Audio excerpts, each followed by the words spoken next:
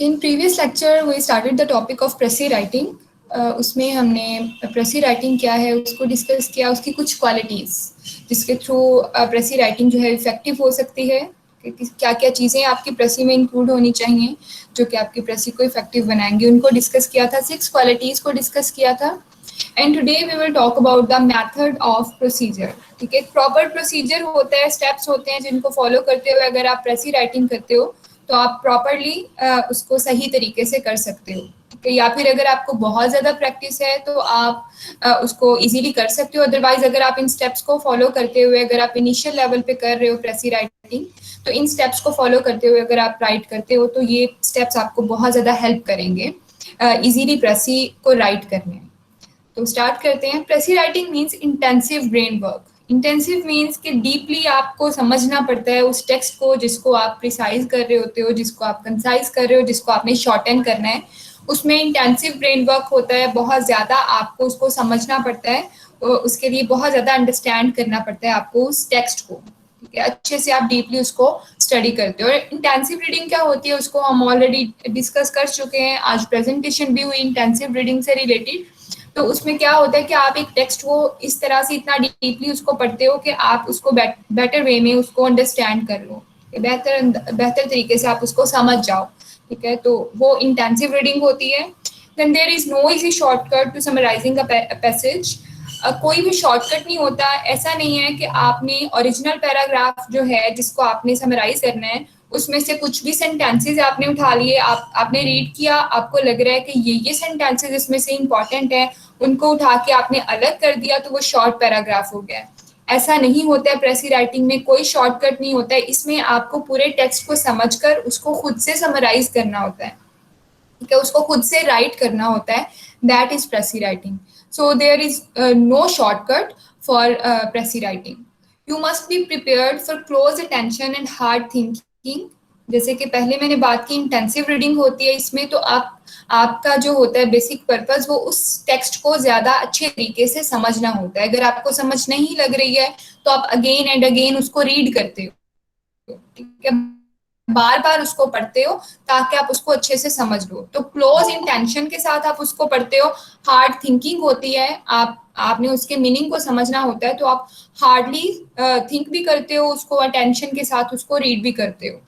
Then there are some steps that will help you in to concise a paragraph or a text. ठीक है, कोई एक paragraph भी हो सकता है या फिर कोई लॉन्ग टेक्स्ट भी हो सकता है जिसमें काफी ज्यादा पैराग्राफ्स हों. जैसे कि स्कूल्स में आप लोगों ने समरीज राइट की हुई है, तो स्कूल में जो उस लेवल पर जब आप समरी राइट करते हो तो पूरे चैप्टर की करते हो. ठीक है, और चैप्टर में कितने सारे पैराग्राफ्स होते हैं, काफी सारे पेजेस भी हो सकते हैं. वो एक टाइप भी हो सकती है. और एक ये भी हो सकता है तरीका कि एक सिर्फ सिंगल पैराग्राफ आपको दिया जाए जिसकी आपने प्रेसी राइटिंग करनी हो.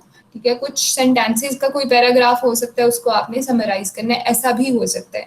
तो कोई शॉर्ट पैराग्राफ, कोई एक सिंगल पैराग्राफ भी हो सकता है या फिर कोई लॉन्ग पैराग्राफ भी हो सकता है. देन स्टेप्स, 8 स्टेप्स हैं, वन बाय वन इनको डिस्कस करेंगे. The very first is reading.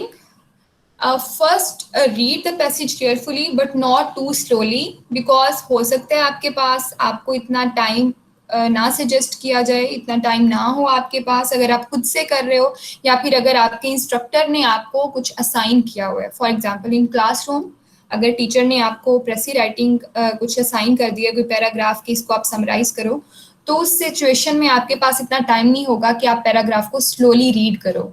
ठीक है, तो आप रीडिंग स्किल इनहेंस होनी चाहिए. ठीक है, बिफोर राइटिंग आपकी रीडिंग स्किल जो है वो अच्छी होगी तो आप उस पैराग्राफ को केयरफुली रीड करोगे, टेंशन के साथ रीड करके उसके मीनिंग को समझोगे और फिर आप उसको समझ के फिर आप उसको राइट कर पाओगे. तो राइटिंग से पहले रीडिंग स्किल का अच्छा होना जरूरी है, जिसके लिए प्रैक्टिस जो है वो मस्ट है. आपको प्रैक्टिस होगी तो आप अच्छे से उसको समझ पाओगे उस पैराग्राफ को थ्रू रीडिंग. ठीक है, तो फर्स्ट स्टेप जो है उसमें रीडिंग होती है. आपके पास आपको जो भी टेक्स्ट दिया गया है, पैराग्राफ दिया गया है, उसको आपने रीड करना है और उसके मीनिंग को कंप्रीहेंड करना है. ये फर्स्ट स्टेप है. और अगर कभी आपको टेक्स्ट को रीड करके उसकी समझ नहीं लग रही है तो आप उसको अगेन एंड अगेन भी रीड कर सकते हैं. ठीक है, तो ये सबसे पहला स्टेप होगा जिसमें आपने पैराग्राफ को रीड करना है. Then examine the passage. Passage को एग्जामिन करना है। रीडिंग हो गई, एक दफ़ा रीड कर लिया, हो सकता है आपको समझ ना आए, आप उसको अगेन रीड कर लें, देन उसको एग्जामिन करना है। एग्जामिन किस हवाले से करना है, कुछ पॉइंट्स हैं जिन पे आपको फोकस करना है, ठीक है, एग्जामिन करते हुए, ठीक है, कुछ पॉइंट्स के हवाले से आपने उस पैसेज को एग्जामिन करना है। कौन कौन से पॉइंट्स हैं? सबसे पहले आपने उस पैसेज में किस सब्जेक्ट के बारे में बात हो रही है, उस पर फोकस करना है।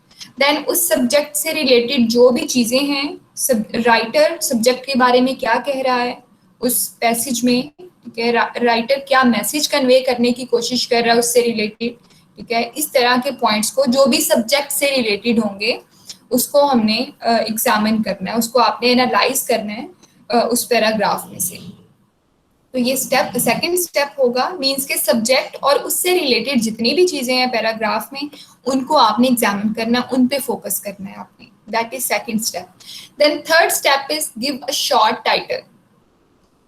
अब समटाइम्स ऐसा होता है कि जब आपको कोई पैराग्राफ समराइज करने के लिए दिया जाता है तो साथ में आपको टाइटल नहीं लिखना होता। जैसे कि स्कूल लेवल की अगर बात करें, चैप्टर्स की समरी आप राइट करते हो तो उसमें ऑलरेडी चैप्टर का नेम वो एक टाइटल ही होता है, कि चैप्टर का नेम या जो टॉपिक नेम होता है वो ऑलरेडी मेंशन होता है, ठीक है, वो टाइटल ऑलरेडी मेंशन होता है, आपको लिखने की जरूरत नहीं होती। आप जस्ट उस चैप्टर को प्रिसाइज कर देते हो, उसकी समरी लिख देते हो।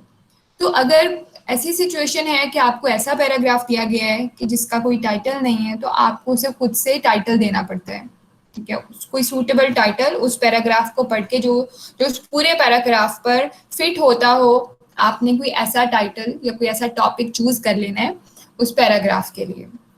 अब डिफरेंट वेज हो सकते हैं कि आप किस तरह से टाइटल को चूज करते हो, किस तरह से आप उसका टॉपिक जो है वो फाइंड आउट करते हो उस टेक्स्ट या पैराग्राफ में से।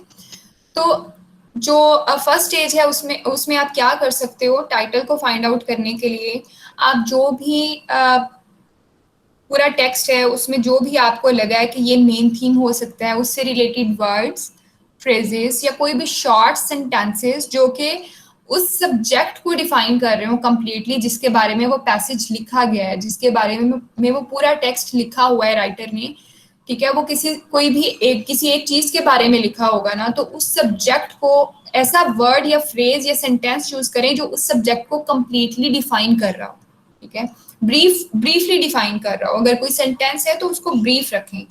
अच्छा, एक और बात यहाँ पे कि जो टाइटल होता है ना, वो कभी भी आपने in the form of sentence नहीं लिखना है, कि वो बहुत ज्यादा अनइफेक्टिव हो सकता है। सम टाइम होता है कि कुछ ऐसा टॉपिक आप बना लेते हो कि जो एक सेंटेंस की फॉर्म में मोस्टली क्वेश्चन स्टेटमेंट होती है, ठीक है, तो ये हो सकता है कुछ ऐसा पैराग्राफ हो जिसका टाइटल आप इस तरह से दे रहे हो, लेकिन जो टाइटल एक्चुअल टाइटल होता है किसी भी टेक्स्ट का, वो कुछ वर्ड्स होते हैं, ठीक है, कुछ शॉर्ट फ्रेजेस हो सकते हैं, और इफेक्टिव टाइटल जो है वो शॉर्ट फ्रेजेस ही होते हैं। ब्रीफली आप उस टाइटल को कुछ वर्ड्स में डिफाइन कर रहे हो, लाइक 3 to 4 और 4 to 5 वर्ड्स में, 6 वर्ड्स में, इस तरह से होते हैं किसी भी टेक्स्ट का जो टाइटल होता है, वो ज्यादा इफेक्टिव होता है, ठीक है। इसके अलावा मिनिमम जो है टू वर्ड्स तक भी हो सकता है, ठीक है, और मैक्सिमम जो है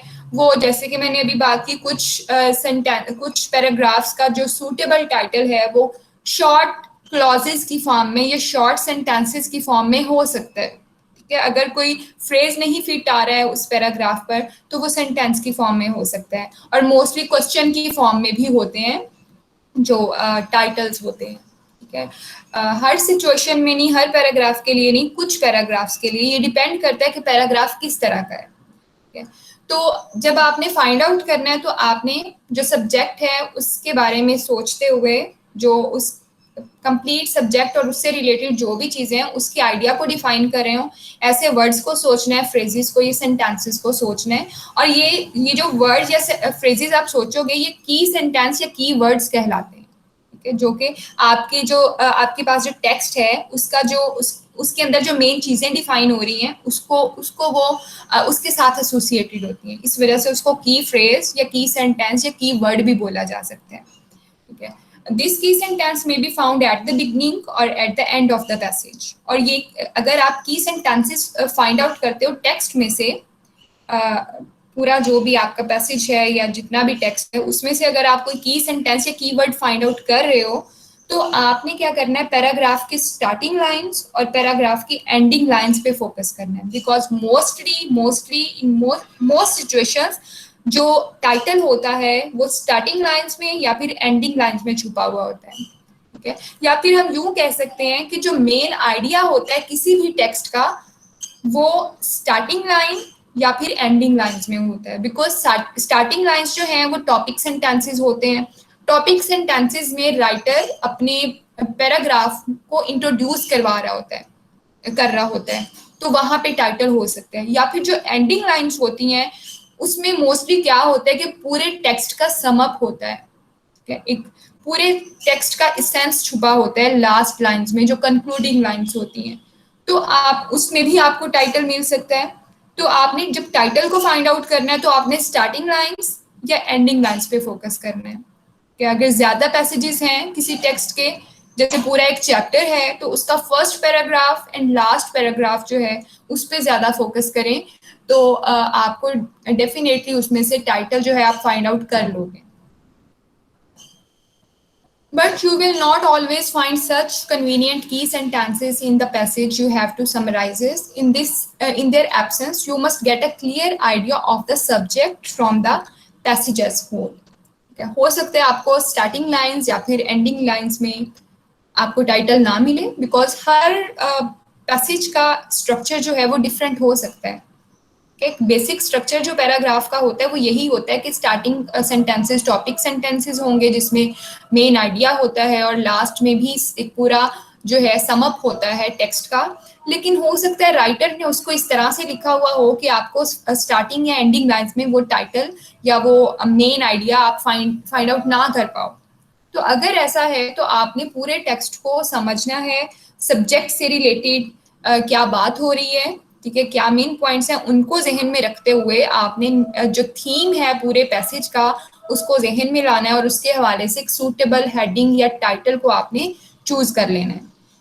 The effort to find a suitable title at this stage will help you to define in your mind what exactly the subject और the main theme of the passage. और जब आप टाइटल को फाइंड आउट कर लोगे तो ये चीज आपके माइंड में क्लियर इमेज बना देगी उस पूरे टेक्स्ट के हवाले से। बिकॉज जब आप टाइटल को फाइंड आउट कर रहे हो तो आप एक तरह से पूरे टेक्स्ट को एग्जामिन कर रहे होते हो, स्टार्टिंग लाइंस को या एंडिंग लाइंस को या कीवर्ड्स को, या फिर समटाइम्स पूरे टेक्स्ट के मेन आइडिया को आप जो है उसको एनालाइज कर रहे होते हो। तो जब आप पूरे टेक्स्ट को एनालाइज कर रहे हो, बिकॉज आपने कोई ऐसा टाइटल चूज करना है जो पूरे टेक्स्ट पे के लिए सूटेबल हो। ऐसा ना हो कि एक सिंगल फर्स्ट पैराग्राफ के लिए हो या लास्ट पैराग्राफ के लिए सूटेबल हो, वो पूरे टेक्स्ट के लिए सूटेबल होता है, ऐसा टाइटल आप चूज करते हो। तो जब आप टाइटल चूज करोगे तो ऑब्वियसली एक थीम जो एक मेन आइडिया होता है वो आपके माइंड में एक इमेज बन जाता है उस टेक्स्ट के हवाले से। ठीक है, तो ये थर्ड स्टेप है जिसमें आपने टाइटल को चूज करना। Then fourth step is select important points. अब फोर्थ स्टेप पे आपने रीडिंग भी कर ली, उसको एग्जामिन भी कर लिया, उसका टाइटल भी चूज कर लिया या हेडिंग कोई चूज कर ली। अब आपने उसमें से इंपॉर्टेंट पॉइंट्स को जो है वो उसको यूं कह लें कि हाईलाइट कर लें, ठीक है, अलग कर लें, और जो अननेसेसरी पॉइंट्स हैं, जो अनइम्पॉर्टेंट पॉइंट्स हैं, उनको आप स्किप कर सकते हैं। ठीक है, तो या आप अंडरलाइन कर लो अगर आपके पास सामने हार्ड फॉर्म में कुछ टेक्स्ट पड़ा हुआ है, ठीक है, उसको आप हाईलाइट कर सकते हो, अंडरलाइन कर सकते हो, ठीक है, किसी भी तरह से कि इंपॉर्टेंट पॉइंट्स को आपने उसमें से सिलेक्ट कर लेना है। कि ये फोर्थ स्टेज है। देन फिफ्थ स्टेज जो है वो है note the length and right rough draft. अब बिफोर राइटिंग रफ ड्राफ्ट आपने पहले लेंथ को नोट करना है कि जो ओरिजिनल पैराग्राफ है उसकी लेंथ कितनी है, कितना लॉन्ग पैराग्राफ है वो। ठीक है, तो आपने इसको पेजेस के हवाले से या फिर लाइंस के हवाले से इसको काउंट नहीं करना है। बिकॉज समटाइम ऐसा होता है कि आपको टीचर या आप अगर खुद से कर रहे हो प्रेसी राइटिंग तो आप जो है किसी भी बुक से पैराग्राफ लोगे या इंटरनेट पे कोई पैराग्राफ ले लोगे या फिर किसी भी तरह से आपके सामने प्रिंटेड फॉर्म में कोई पैराग्राफ होगा। हैंड रिटन में कभी भी आपके सामने कोई पैराग्राफ नहीं होगा जिसको आपने कंसाइज करना है। तो आपके सामने जो भी टेक्स्ट होगा ओरिजिनल टेक्स्ट वो प्रिंटेड फॉर्म में होगा या टाइप्ड फॉर्म में, कंपोज्ड फॉर्म में होगा। ठीक है, तो जब आप उसको प्रिसाइज करोगे तो आपने उसको हैंड रिटन फॉर्म में करना है।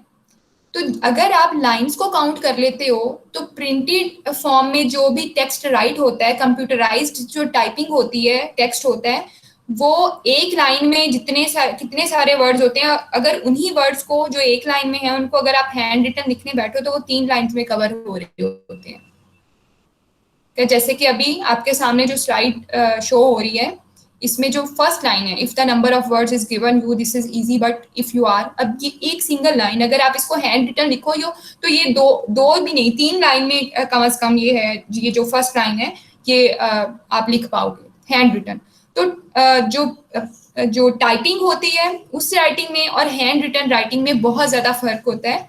तो आपने टेक्स्ट को जब काउंट करना है उसकी लेंथ को, तो आपने सेंटेंसेस के हवाले से या फिर पेज नंबर जो पेज होते हैं, कितने पेज हैं, पेजेस के हिसाब से आपने उसको काउंट नहीं करना है, आपने उसको वर्ड्स के थ्रू काउंट करना है, बिकॉज वर्ड्स जो है वो एग्जैक्ट काउंटिंग होगी ओरिजिनल टेक्स्ट की। ठीक है, तो अच्छा अब यहाँ पे आपने नोट द लेंथ में आपने नंबर ऑफ वर्ड्स कितने हैं उस ओरिजिनल टेक्स्ट के उनको काउंट कर लेना है। ठीक है, अब उनको काउंट करने के बाद आपको आइडिया हो जाएगा कि ओरिजिनल टेक्स्ट का लेंथ जो है वो इतना है और आपको कितना बनाना है। समटाइम्स ऐसा होता है कि इंस्ट्रक्टर जो आपको असाइन करता है प्रेसी राइटिंग, ठीक है, हो सकता है पेपर में या क्लासरूम एक्टिविटी हो सकती है, टीचर आपको हो सकता है असाइन करे कि आपने ये पैराग्राफ इतने वर्ड्स में कंसाइज करना है। अगर आपको अमाउंट ऑफ वर्ड्स बता दी गई है देन वेल एंड गुड, आपके पास एक टारगेटेड जो है अमाउंट है वर्ड्स की, आप उसी में रहते हुए आप उसको कंसाइज करोगे। लेकिन अगर आपको किसी ने भी सजेस्ट नहीं किया है कि आपने कितने वर्ड्स में इसको कंसाइज करना है, तब उस सिचुएशन में आपने क्या करना है, आपने जो काउंट किए हैं वर्ड्स ओरिजिनल पैराग्राफ के उनको 3 पे डिवाइड कर देना है, और जो भी उसका थर्ड उसका होगा पार्ट उस ओरिजिनल टेक्स्ट का, उसके बराबर आपने जो कंसाइज पैराग्राफ है उसको रखना है। फॉर एग्जाम्पल, अगर आपके पास कोई पैराग्राफ है जिसको आप कंसाइज करने जा रहे हो, उसमें 100 वर्ड्स हैं, फॉर एग्जाम्पल 100 वर्ड्स हैं, तो आप उसको 3 पे डिवाइड करोगे। 100 को 3 पे डिवाइड करोगे तो कितना आएगा, 33, 34, 33 पॉइंट कुछ आ जाएगा। तो आपका जो कंसाइज पैराग्राफ होगा वो आपने कितना रखना है, राउंड अबाउट 33 वर्ड्स और 34 वर्ड्स। ठीक है, इतना आपका कंसाइज पैराग्राफ होगा। ठीक है, अगर आपको सजेस्ट किया हुआ है इंस्ट्रक्टर ने तो उसके मुताबिक करें, अगर नहीं किया हुआ, अगर पेपर में भी अगर नहीं किया हुआ है तो आपने इस मेथड को जो है इसके मुताबिक आपने उसको कंसाइज करना है कि आपने जो ओरिजिनल पैराग्राफ का के वर्ड्स की अमाउंट है उसको 3 पे डिवाइड करें, और जो उसका थर्ड पार्ट होगा उसके बराबर आपने कंसाइज पैराग्राफ रखना है। अच्छा, तो यहाँ पे लेंथ नोट कर ली आपने। देन राइट रफ ड्राफ्ट, आपने रफ ड्राफ्ट राइट करना है। जो भी इंपॉर्टेंट पॉइंट्स आपने अलग किए थे उनको आपने रफली नोट कर लेना है।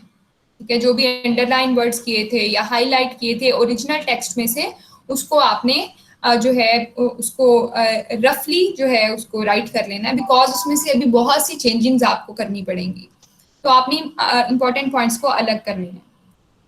देन 6th स्टेप है जो कि रीमॉडलिंग कहलाता है। रीमॉडलिंग में काफी सारे पॉइंट्स हैं जिन पे आपको फोकस करना पड़ता है। Very first is the precious should be all in your on words. ये बात हम पहले भी कर चुके हैं, प्रेसी को आपने अपने अल्फाज में लिखना है, ओरिजिनल टेक्स्ट में से एज इट इज सेंटेंसेस को उठा के नहीं लिख देना, वो चीज बिल्कुल गलत होगी। Second point is precis must be connected whole. यहाँ पर अब कोहेरेंस का एलिमेंट आ रहा है, जो हमने प्रीवियस लेक्चर में डिस्कस किया था कि प्रेसी की कुछ क्वालिटीज होती हैं, उसमें कोहेरेंस भी एक क्वालिटी होती है। कोहेरेंस क्या होता है कि उसमें कनेक्शन होना चाहिए, जो भी सिमेंटिकली भी लॉजिकली उस टेक्स्ट में स्ट्रक्चर में हर हवाले से कनेक्शन होना चाहिए। तो ये चीज होनी चाहिए, इसको आपने फोकस करना है इस स्टेप पर। Then precis must be complete and convey its message fully and clearly. यहाँ पे भी 2 क्वालिटीज मेंशन हो रही हैं, जो है first one is completeness and second one is clarity. कि आपका आप जो भी मैसेज कंसाइज कर रहे हो उसमें जो ओरिजिनल टेक्स्ट में जो भी मैसेज है वो कंप्लीटली शॉर्ट फॉर्म वाले मैसेज में भी वो कंप्लीट मैसेज कन्वे हो रहा हो। इस चीज का ध्यान रखें। देन क्लियरिटी होनी चाहिए, हर पॉइंट क्लियर हो, कोई भी एम्बिग्विटी ना हो उसमें, लैंग्वेज के हवाले से, ग्रामर के हवाले से, सेंटेंस स्ट्रक्चर के हवाले से, मीनिंग्स के हवाले से, हर हवाले से आपका टेक्स्ट जो है वो क्लियर होना चाहिए for the reader. Then the pressy must be in simple, direct, grammatical and idiomatic English.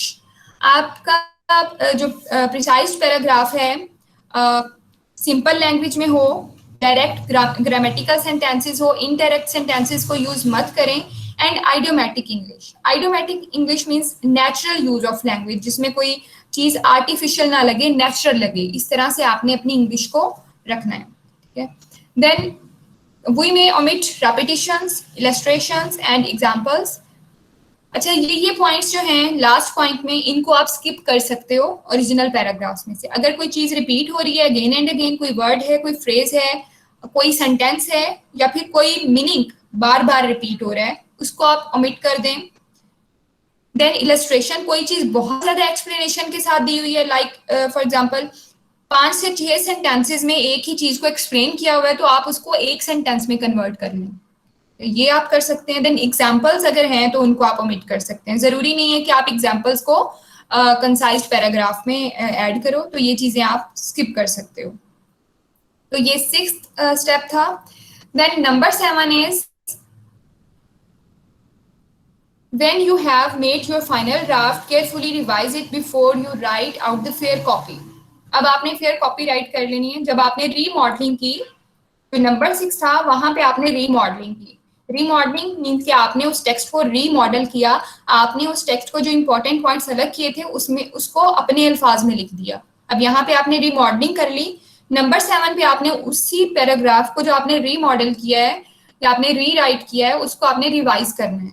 Revising के हवाले से कुछ पॉइंट्स हैं। First one is be sure its length is with in the limit prescribed. अगर आपको बताया गया इतने वर्ड्स में लिखना है, तो देखें कि उतने वर्ड्स में है या नहीं, या फिर 3 पे डिवाइड करके देख लें जो आंसर आ रहा है उसके अकॉर्डिंग आपका पैराग्राफ है या नहीं।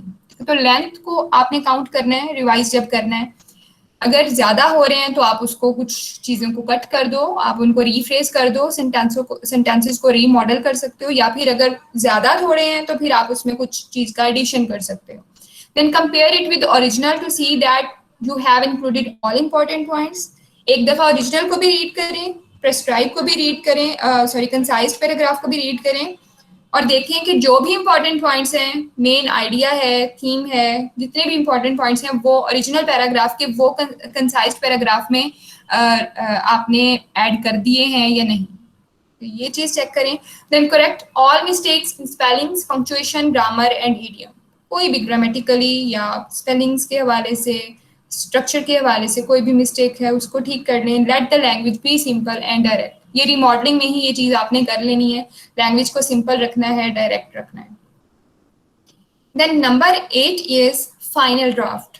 फाइनल ड्राफ्ट मीन्स के अगर कुछ रिवाइजिंग करते हुए कुछ मिस्टेक्स आई हैं तो उनको आपने करेक्ट कर लेना है, और लास्ट में आपने उसका एक फाइनल ड्राफ्ट राइट कर देना है, जो कि आपकी एक नीट कॉपी होगी आपकी प्रेसी राइटिंग की। विद टाइटल आपने उस पैराग्राफ को राइट कर देना है। पैराग्राफ को ऊपर लिखें, देन उसका जो भी कंसाइज्ड पैराग्राफ है ओरिजिनल का, उसको आपने लिख देना है। ठीक है, तो यहाँ पर 8 स्टेप्स कंप्लीट हो जाते हैं। देन नेक्स्ट मैंने एक पैसेज ऐड किया हुआ है और उसको समराइज भी किया हुआ है। तो यहाँ पे मैं इसको अभी रीड करके नहीं आप लोग को बताने वाली हूँ। आप लोगों ने खुद इसको रीड कर लेना है और खुद से भी प्रैक्टिस करनी है। कुछ भी कहीं से भी कोई भी टेक्स्ट ले लें, इंटरनेट पे बहुत सारे टेक्स्ट अवेलेबल होते हैं फॉर प्रेसी राइटिंग, वहां से ले लें। किसी भी बुक का कोई पैसेज ले सकते हैं खुद से प्रैक्टिस करने के लिए, तो आप कीजिए। तो ये चीज प्रैक्टिस से जो है आपकी ये स्किल इन्हांस होती है। तो यहाँ पर मैंने एक पैसेज लिया और उसको प्रिसाइज किया। अब इस पैसेज में मैंने ये सारे स्टेप्स को फॉलो करते हुए इसको प्रिसाइज किया। सबसे पहले मैंने रीडिंग की, उसके बाद मैंने एग्जामिन किया किस बारे में बात हो रही है, क्या मेन थीम है, क्या मेन आइडिया है इस पैसेज का। देन मैंने टाइटल को फाइंड आउट किया। थोड़ी मुश्किल हुई टाइटल को फाइंड आउट करने में, बिकॉज बहुत सारे टाइटल माइंड में आ रहे थे। तो मैंने क्या किया, मैंने वो सारे टाइटल एक पेज पे लिख लिए। कोई 4-5 इतने टाइटल्स बन रहे थे, तो वो मैंने वो सारे लिख लिए। फिर मैंने क्या किया, मैंने बाकी स्टेप्स की तरफ मैं गई। देन 4th स्टेप पे मैंने सारे इंपॉर्टेंट पॉइंट्स को मैंने हाईलाइट किया। देन एट नेक्स्ट स्टेज मैंने वर्ड्स काउंट किए। वर्ड्स मुझे अब याद नहीं है इस पैराग्राफ के कितने वर्ड्स हैं, लेकिन जो कंसाइज पैराग्राफ था उसमें कुछ 60 प्लस थे, 65 के राउंड अबाउट कुछ वर्ड्स बने। तो ऑब्वियसली फिर ओरिजिनल के कुछ 190 के करीब थे आई थिंक। तो इस पैराग्राफ के कुछ इतने वर्ड्स थे, मैंने काउंट किए और उसको 3 पे डिवाइड किया और उस हिसाब से 60 अबव बन रहे थे, तो मैंने उसी में उसको रखा और उसको कंसाइज किया। देन मैंने रीमॉडल किया। रीमॉडल में मैंने जो भी सेंटेंसेस मैंने हाईलाइट किए हुए थे उनको मैंने अपने वर्ड्स में लिखा और लैंग्वेज बहुत सिंपल रखी और डायरेक्ट सेंटेंसेस लिखे, नेचुरल रखा सेंटेंसेस को और उसमें कोहेरेंस का एलिमेंट देखा सही से है या नहीं, कनेक्ट हो रहे हैं सेंटेंसेस आपस में या नहीं। ये सारी चीजें मैंने मॉडल करते हुए ध्यान में रखी और इसको रीमॉडल कर दिया। देन रिवाइज किया। रिवाइज जब किया कुछ ग्रामेटिकल मिस्टेक्स आ रही थी, स्पेलिंग मिस्टेक्स तो नहीं थी, कुछ ग्रामेटिकल आ रही थी सेंटेंस स्ट्रक्चर के हवाले से, एक दो थी वो मैंने सेट की। देन फाइनल ड्राफ्ट मैंने, ये आपके सामने है, ये मैंने फाइनल ड्राफ्ट लिख दिया। तो ये जो पूरा पैराग्राफ है इसका जो टाइटल मुझे, अब मैंने 4 से 5 मैंने टाइटल्स लिखे, लेकिन उन सारे टाइटल्स में से जो मुझे सबसे बेस्ट टाइटल लगा वो how to make a country better. Country को, ये कंट्रीज से रिलेटेड ये पैराग्राफ है, ठीक है, डिफरेंट कंट्रीज के बारे में इसमें बात की हुई है, आप लोग पढ़िएगा इसको और समझिएगा खुद भी।